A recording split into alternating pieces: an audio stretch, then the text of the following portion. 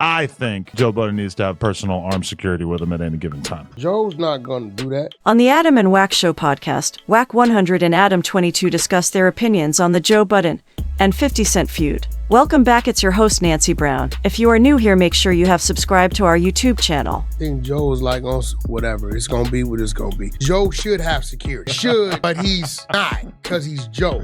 They both agreed that Joe Budden should be cautious and hire armed security. Adam22 reminded everyone not to get into a fight with the mogul by bringing up 50 Cent's admission that Joe Budden was a partygoer in a previous strip club fight. Don't get it wrong. Joe got some people that love him, that'll move with him. I really think Joe, over the last decade or so, been kind of like moving away from dealing with that element. In response to the event, Wack100 stated that, given his popularity, the rapper turned podcaster ought to spend money on safety. Telling a black man he need to do some therapy is crazy. Rockstar, you was supposed to got off, got up, double back, shut the store down. On Saturday, March 1st, the Marathon Burger restaurant in the Fairfax neighborhood of Los Angeles commemorated Nipsey Hussle's history, but it also encountered some issues. A heated altercation between Rockstar 2800 and the late rapper's brother Black Sam went viral on the internet as people witnessed the growing hostility between the two. First of all, you should have been ready. I guarantee you nigga wouldn't have got up on me like that. Nigga, I'd be on the run, nigga be flatline. That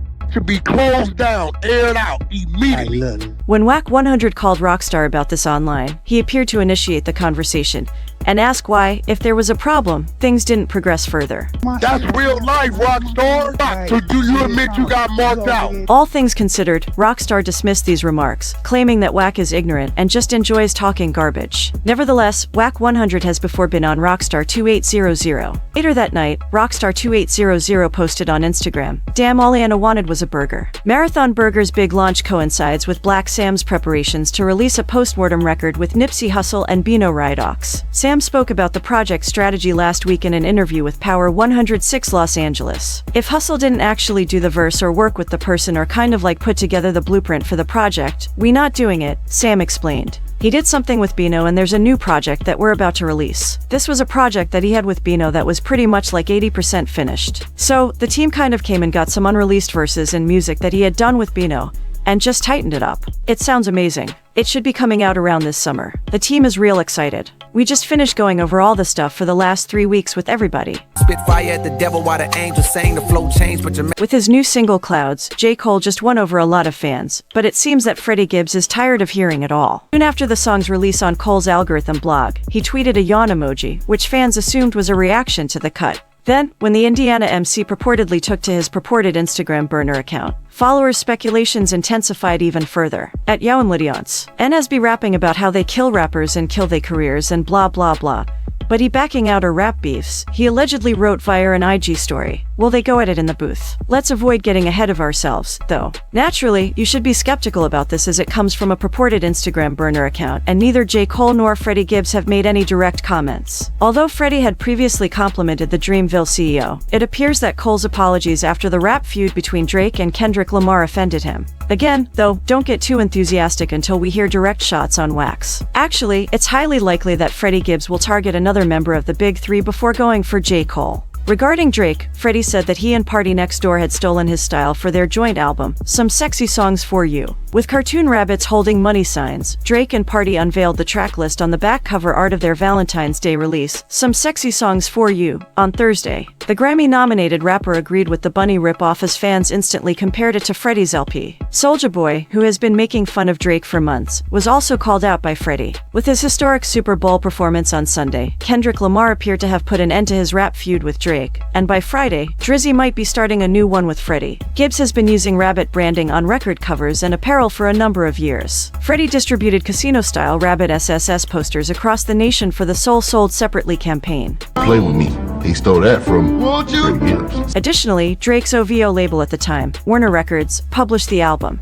Drake is not that important. Ebro Darden, a radio presenter, recently expressed his opinions about Kendrick Lamar's Super Bowl halftime performance, specifically its relationship to Drake. Not Like Us, one of the songs in Lamar's 13-minute set on February 9th, was largely interpreted as a clear jab at Drake. Darden and his co-hosts discussed the performance on the February 11th edition of Ebro in the Morning on Hot 97, refuting rumors that it was solely about Drake. The reason Drake's in this is because he is a sickness greatness in the game. Darden maintained that the Sixth God was merely a proxy for something more profound in Lamar's message. Although he admitted that their rivalry was personal, he maintained that Drake wasn't the main player. People love Drake. They love his music. We love his music. He's beloved. He's not willing to go rip his soul from the bottom and do ayahuasca and look himself in the mirror as Kendrick had prescribed to him. He went on to suggest that Drake represents a business that prioritizes chart dominance over creative nuance. He stated that Drake steers clear of introspection and reinvention, in contrast to Lamar.